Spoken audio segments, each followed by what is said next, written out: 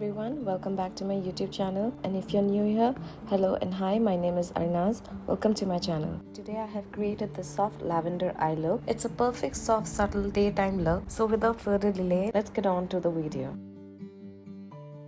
I will first of course prime my eyelids with the NYX eyeshadow primer. This will create a smooth and clean base for the eyeshadows, and lightly set it with the Maybelline Fit Me loose powder that will help blend the shades easily.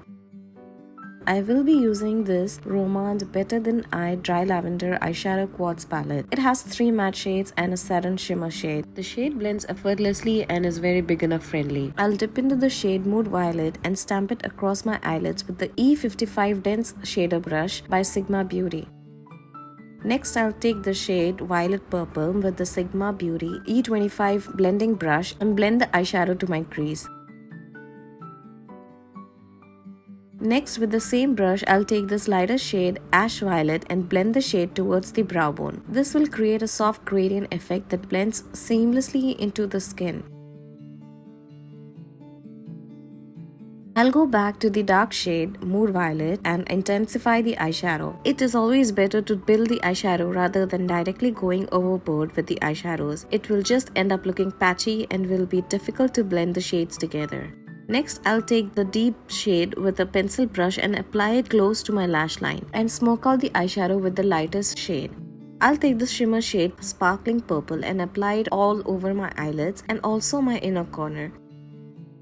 I'll go over the eyeshadows one more time and diffuse the edges with a clean brush to bring all the shades together for a seamless look. Next, I'll draw a very thin wing liner with the Rarebeauty Perfect Strokes liquid eyeliner and draw the inner corner V for a cat eye look. I'll take the brown kohl pencil by Estee Lauder and apply it on my waterline.